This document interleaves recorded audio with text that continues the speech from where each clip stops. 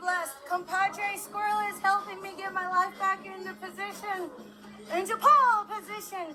And so whenever you serve the light, I'm telling you, it takes a toll on your life, especially during this wicked-ass season of COVID.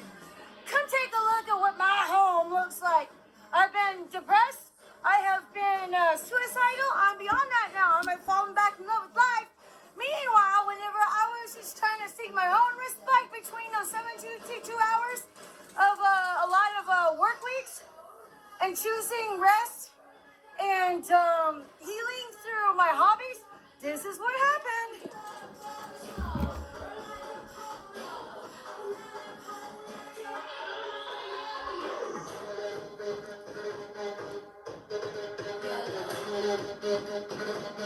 Meet Patricia Regalia, former paramedic in Houston, and legitly so. I have looked her up.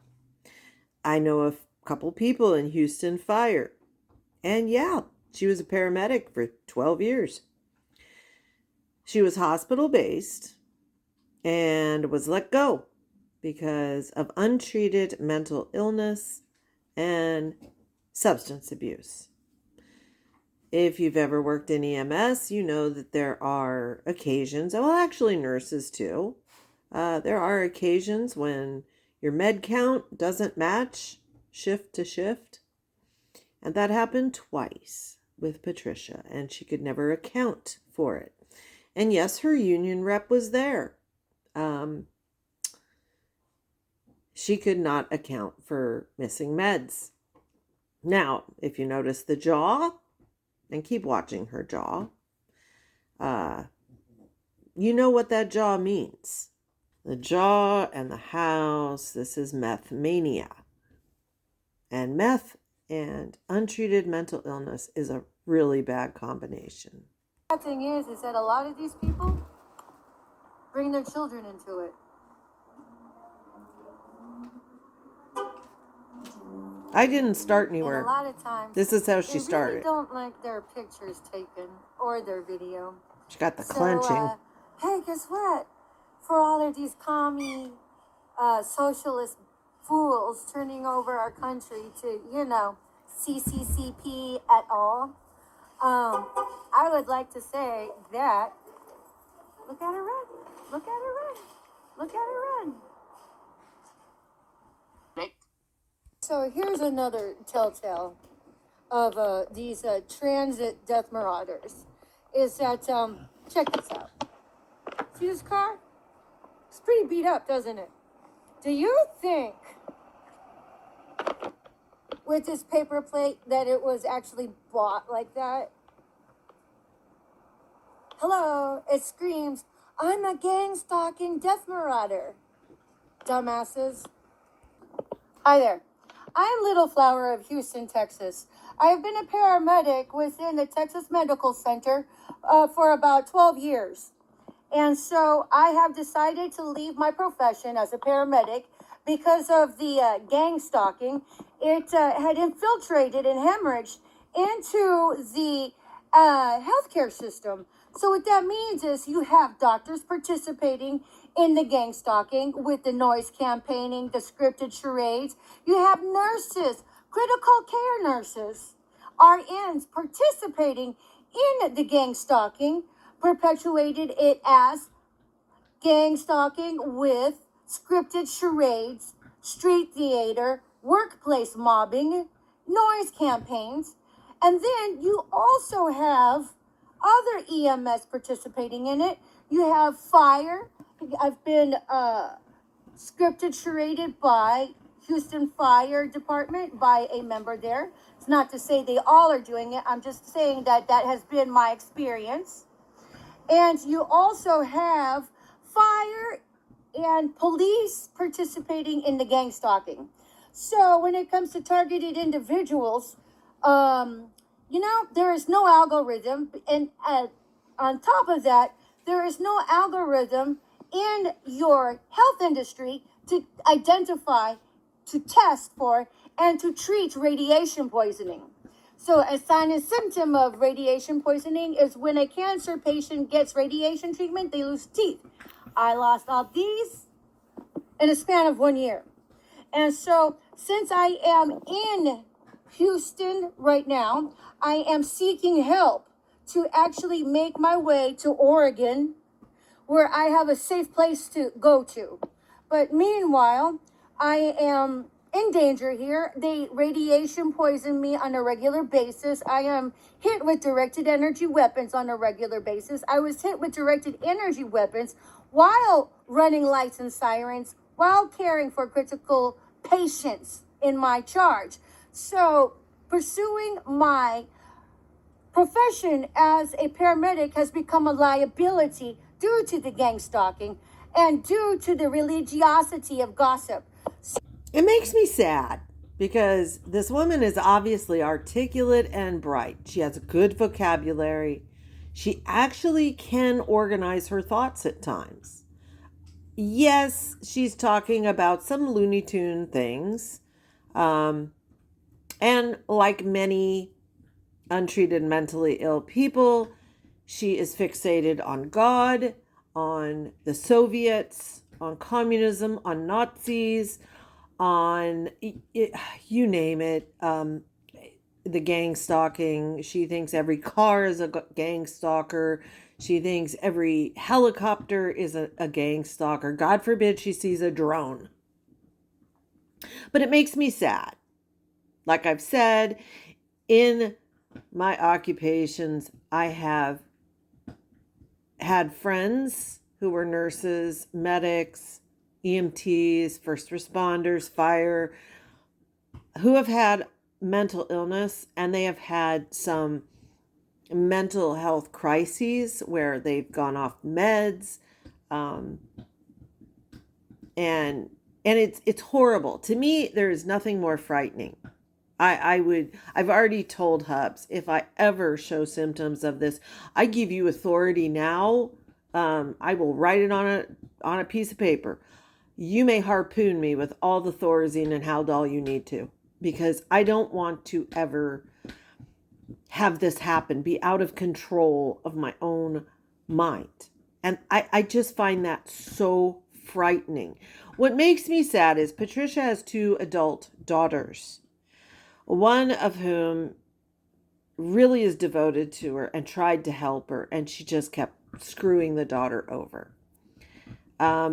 She has a sister, and it's funny, I hadn't checked in on her for a while because last I had seen around October, September last year, the sister had moved her and gotten her, I want to say in Virginia or North Carolina, and had gotten her hooked up with a psychiatrist. She was on medication. She was doing therapy. She was in Section 8 housing, and it was a really cute little studio apartment. She was dressed normally. She had normal makeup on. Her hair was not braided. It was like relatively just like a normal everyday person's hair. I don't know, just straight hair. Because she can get some wild ass makeup I'm about to show you. And she was very demure, very flat affected, which I figured was just her body acclimating to her meds. And I kept thinking, oh, it's okay. She'll be, once 6 weeks is in, she'll be back to her bubbly self. And it never happened. And it kind of made me sad. It's like either we have Patricia this way or we have a literal zombie that just sits there and stares at a camera. She couldn't say but a few words for 20 minutes and would just stare off into space or stare at the camera. Just the flattest affect. And it made me really sad because she obviously had a great personality. I have the feeling she was a hard worker from those I have spoken to. She did her job well until she started showing symptoms of mental illness, and then combined with missing meds and substance abuse. Hey, check them out. They're just standing there. Like now he's getting in his car. She's still holding the mean mugging pose. Still holding the mean mugging pose. There we go. Okay, so That's another way they gang stalk you. But the funny thing is that there's gang stalkers planted at every establishment. They're not following you. That's just their post. They're posted there. So watch this. Watch this. Let's see if they're still there. Yep. Okay, they're still there. They act really Stepford-like. They're just holding it. That's just their scripted narrative. See how they're like all still and shit? That there is your template. When you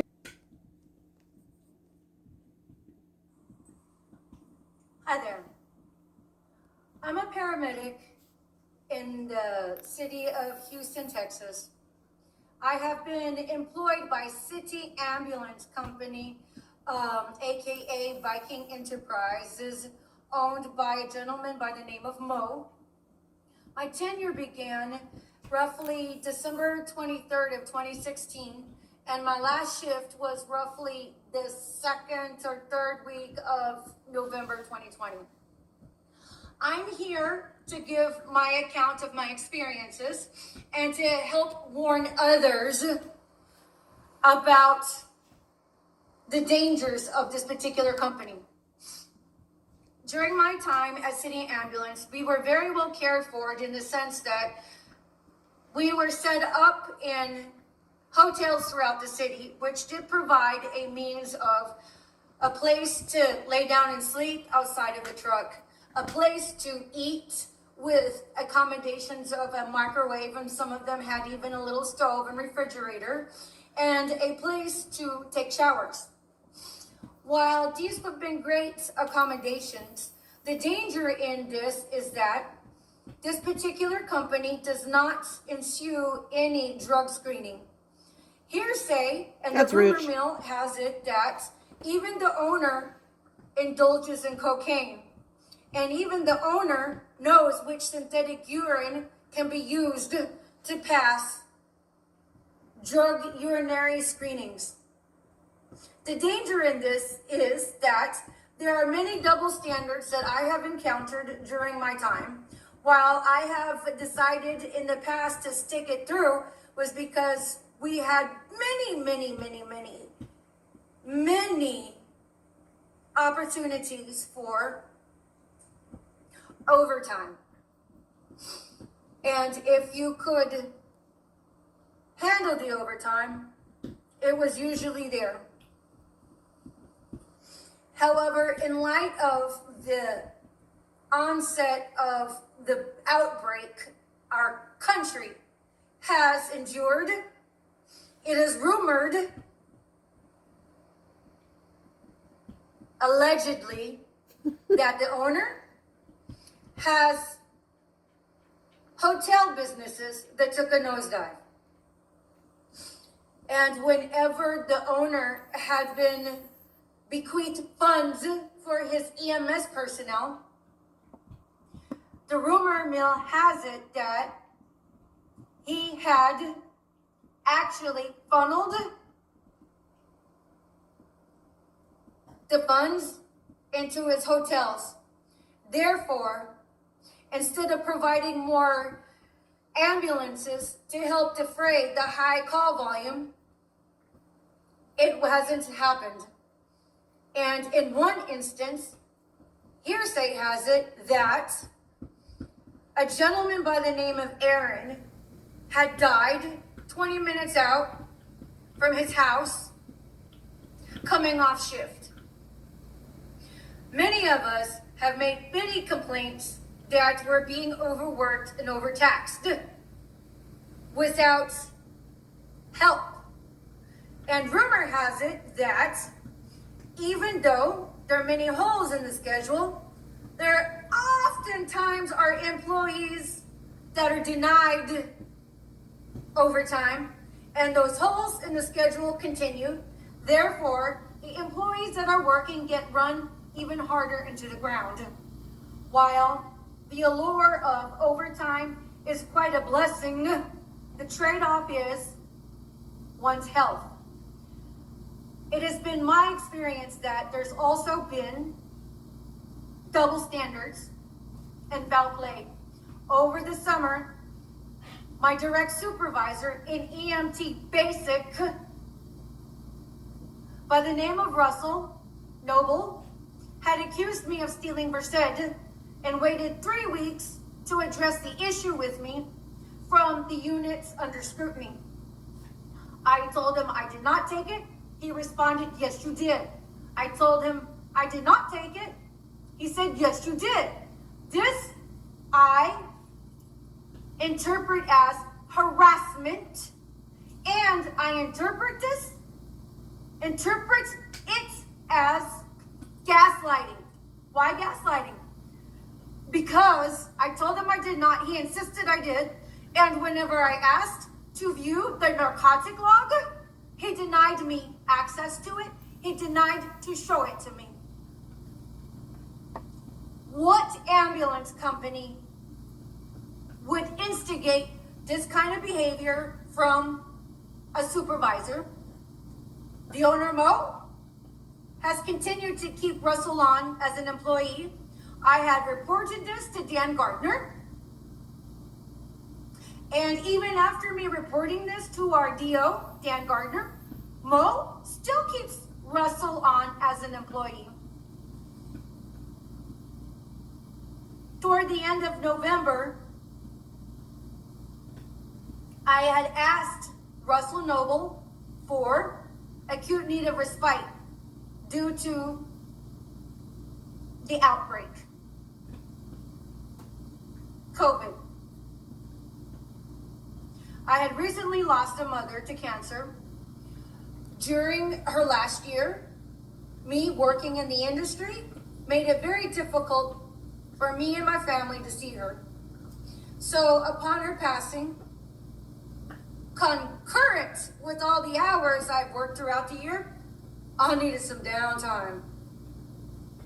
During the year, I had taken on depression, and during the year, instead of cleaning my house, I had opted to sleep or nourish my soul with my hobbies that include belly dance, fire spinning, and drumming. Therefore, my house became a wreck. It became shambles. I needed time for acute need of respite to defray the tension from the secondary and tertiary effects that the outbreak had ensued upon me and my family. Russell's response to this was to take me off the schedule, to take away my hours, and terminate me without a phone call. However, whenever he had accused me of stealing the narcotic or said, he still kept me on the schedule, didn't even defray my hours, still kept me at my assigned station, and even continued to allow me to work overtime.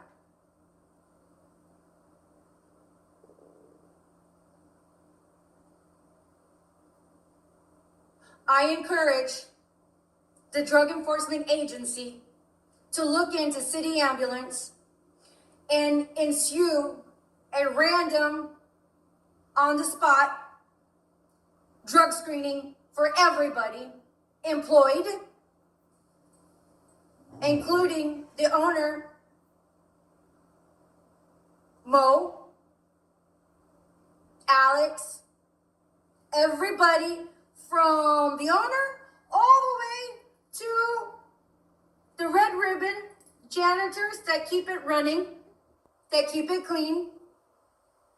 And I would encourage City Ambulance to actually sanction the dispatchers to be certified. Rumor has it that Mo will not hire a dispatcher who has a certification. It has been my experience that the dispatchers, not all of them, some of them have been caught being bribed, thereby allowing one crew to work harder than other crews. This is not right. And there should be fail-safes in place. Now, I can't talk about the dispatchers. and I was not employed during the pandemic. So I don't know if in urban areas there are a lot of urban areas where there's favoritism of units. Some units running crews, specific crews, don't like to go on certain calls. They'll bump calls. It's not really it's not allowed, but it happens.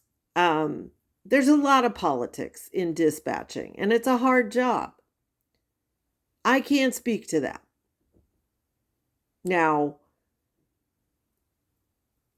I can speak to the fact that her story is not the whole truth.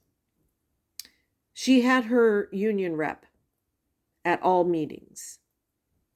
She did request the narcotics log for both incidents. She's not telling you there was a second incident. Versed is used for conscious sedation. You use it in conjunction with like morphine, and you can relocate a bone, and the patient is awake and does not require intubation, and they won't remember it. They'll be screaming, but they won't remember it. It's also called twilight anesthesia, simply because it puts you in kind of a twilight state where you're awake and you're talking, but you're not going to remember anything. So for the Versed to disappear is very concerning. But she's not telling you there were two incidents. So she did request the log, and they said they would make her a copy. She wanted the original log, and they cannot turn over the original log. They can bring it into the room where you have your meeting with your union rep beside you, and you can review it. You cannot take it. You cannot take it. She knows better than that, but she wanted it. She started making copies of her logs, but those can be altered. And so her, in the second occurrence, she showed a photograph, supposedly, or a printout, and it was not a good altering. Let's just say that. And so she was terminated. Her mom did die, and it wasn't so much... I think everybody can figure out what happened. The pandemic is on, and it was sad. Her mom could not get as many visitors, and they had quite a big family. And I think Patricia, my theory is that Patricia began having this mental illness emerge, or she stopped taking medication or something, and then she was self-medicating on top of it, handling the depression and the grief, and probably guilt at not being there, for her mom, because a lot of people did during the pandemic, even though it wasn't their fault. They couldn't be with their loved one. And this has just spiraled. But then she's had a million opportunities for help, from her daughters to her siblings, friends, and she's pushed everybody away. And like I said, she did take her sister up last fall, but she became like a zombie. And I have no doubt that she decided to just stop, because I notice she's again making videos. This is Patricia and Landon Regali, Chief Little Flower, coming at you from the trenches of having been targeted. I am a targeted individual. So she starts off with a 3-minute intro every time. I'm not going to put you through that. But like I said, the last time I saw her, like in early October, she was back east, in that cute little yellow siding, white trimmed apartment. She was on the second story. She had a little stairwell and a little patio, really small, but enough for a little table and like a chair. And she was sitting out there, and just the flattest affect, just stared, didn't say but 5 words in 20 minutes, dressed very conservatively. I remember another one she made. She was sitting on a like bus bench out on the street, and there was a park across the street. Looked like a beautiful neighborhood. But she didn't talk. And it was just so the dichotomy between this Patricia and the one you were seeing in September, October was so drastic, just 180. So this was done 2 weeks ago, and I'm sorry to say, I think she went off her meds. Hey, it's Cheap Little Flower, Patricia Ann Landon Regali, coming at you from this bright, beautiful day in spring break 2025. Today is March 13th, and the day is Thursday. So, how's it going for everyone? Are we fighting a good fight, hoorah? Are we digging our heels in deep from every temptation that may come sideways at us? Because it matters. Well, Now, I want you to notice one thing. One thing is different. There's no more clenching, no more jaw going sideways. So I think she got clean. This is now just purely her mental illness. And if that's the case, I don't worry as much. I mean, there's a lot of people who are mentally ill and untreated, but they're okay. They're okay. They're not a danger to society. She was very aggressive when she was using. She, like you saw driving around those senior people at the Walmart, she actually stopped and started confronting them. She would confront cops and become aggressive. People would stop and ask her if she needed help or if she needed anything, like homeless outreach people, because she made it to Seattle and was up there in Tacoma, Seattle, Olympia. And oh my gosh, she would bite their heads off. There was a guy who would bring her food from the fast food joint. I think it was a Wendy's across the street. Her car broke down, her truck broke down, and she was parked there forever. And finally, the lot owner and the cops said, "You have to move. You've been here too long." And she couldn't get it fixed, and it got towed. And then she needed to get back to Houston. And that's when her daughter took her in. But then she fucked that up, and the daughter said, "Get out." Nonetheless, I don't know where she is. This is my first day checking on her, but I see we are back to the gang stalking. But happy to report, no jaw showing. So I think she is clean. Mommy used to always say, sooner or later, the truth will always come out. And so, therefore, everybody who's been participating in this white glove holocaust, you gotta know that your number's coming up. You gotta know that you will be exposed on Front Street for all of the dirty deeds that you all have been doing, so you guys could get fake rich off of the demise of somebody else, off the demise of coming sideways at somebody else, which has been so naughty. You didn't think you were going to take to your grave your horrible ways of setting up somebody, of taking advantage of somebody, because you guys were never going to stand the test of time. Yeah. So you guys have been getting away with all of the gang stalking. Of course, I'm talking to gang stalkers here, because I got beef with them. Yes, I do. But I know that forgiveness releases. I think deep down she's a fun lady. Okay. We're about the same age. She's class of 89. I was like, yeah, okay. Patricia and I, same occupation.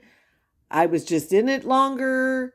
But still, anybody who's in EMS, be it a nurse, a doctor, an EMT1, a fire, will tell you it takes a certain type of person to do those jobs. In-house, in the field, you're a certain type. And there's a certain type of person cut for everything. I've always been envious of people who are accountants because I wish I was that good with numbers. I wish I could do things like that. I mean, isn't that crazy? But no, seriously, there are some people that just, I mean, I like statistics in university, but I wasn't going to make it my job. And when I got into engineering school years later in 2000, I had to hire 2 tutors for higher math because I hate math. I hate it. Formularies, I can do. Higher math, no, please. But there's something about adrenaline junkies. There's something about, I do not envy nurses. You guys have all my respect because you have to stick with a patient so long. I enjoyed having a patient for 15 minutes, maybe 2 hours, maybe 3 hours on a long run. And then they're gone.